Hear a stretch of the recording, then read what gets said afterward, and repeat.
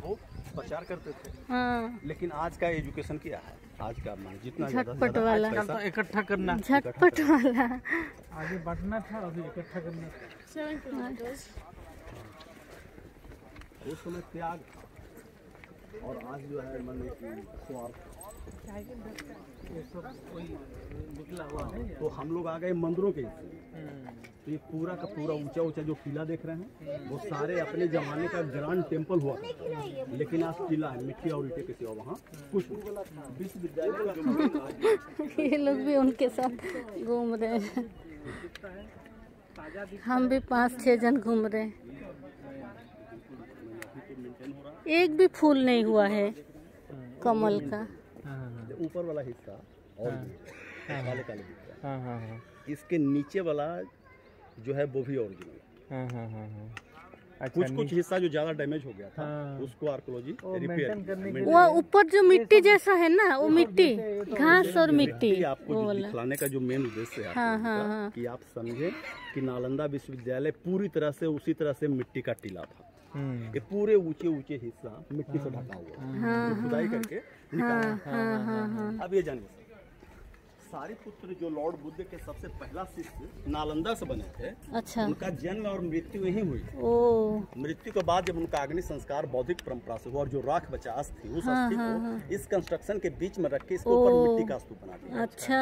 3rd century BC में आपने पढ़ा होगा, मगध के राजा हुए थे सम्राट अशोक, जिन्होंने अपने जीवन की अंतिम लड़ाई कलिंगा वार किया। उसके बाद उन्होंने बौद्ध धर्म मान लिया। बौद्ध धर्म मानने के बाद सबसे पहली पूजा इसका किया। इतिहास कहता है सम्राट अशोक पहला राजा हुए जिन्होंने नालंदा महाविहार की स्थापना किया। तो बिफोर क्राइस्ट नालंदा का पहचान बिहार हो गया, जहाँ बौद्धिस्ट लोग रहते थे। लेकिन जब यह विश्वविद्यालय का रूप ले लिया 5वीं सदी में, तो ईंटे से पहला कंस्ट्रक्शन कुमार गुप्त ने दिया। ईंटे से बनने के कारण जब इसके आकार और ऊंचाई बढ़ गई तो स्टेज बना दिया। नीचे का जो पहला स्टेयर देख रहे हैं वो कुमार गुप्त का, दूसरा हर्षवर्धन, तीसरा देवपाल। जैसे बिल्डिंग बना एक के ऊपर दूसरा, उसी तरह से 3 राजाओं का 3 सीढ़ी आपको दिखला रहा है। लेकिन इतिहास कहता है कि इस स्तूप का कंस्ट्रक्शन 7 टाइम्स 7 राजाओं ने किया। तो जो 4 कंस्ट्रक्शन BC का मतलब मिट्टी के, वो इसके अंदर दबा पड़ा। अच्छा। ये पूरी तरह से सॉलिड है, कहीं पे होल और गैप नहीं। वो जो कॉर्नर पे राउंड ऐसा देख रहे हैं जो बीच में ऐसे आले बने हैं, तो वैसे वैसे राउंड को बोलते हैं बोहोटी स्तूपा। VOTIV, बोटी का मतलब होता है मनोती स्तूप, जिनकी मन्नतें इच्छाएं पूरी हो गई वो बनवा दी। अच्छा। ईंटे के जो ये बड़े सर्किल है राउंड, इस पे बुद्ध की मूर्ति, स्क्वायर पे स्टूडेंट बैठकर प्रेयर का, मेडिटेशन का, और बड़े राउंड के पीछे देखें छोटे छोटे राउंड बने। तो वैसे राउंड को मेमोरियल कहते हैं और काफी मेमोरियल की संख्या है इसमें। तो मेमोरियल का मतलब हो गया जिन विद्यार्थियों का निधन पढ़ाई के दरमियान हो गई और जब उनका डेड बॉडी उनका अपना देश भेजना मुश्किल हो जाता था, वैसे स्थिति में उनका अग्नि संस्कार किया, उन्हीं के अस्थि को रखकर छोटे छोटे राउंड बना दिया। अच्छा। अब वो देखिएगा 2 शेप में, कुछ बड़े आकार में कुछ छोटे। तो बड़े का मतलब सीनियर स्टूडेंट,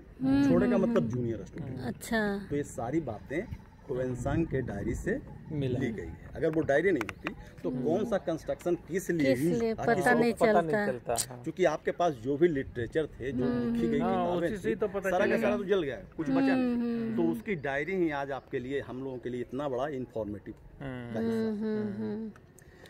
खुदाई में जो भी चीजें मिली है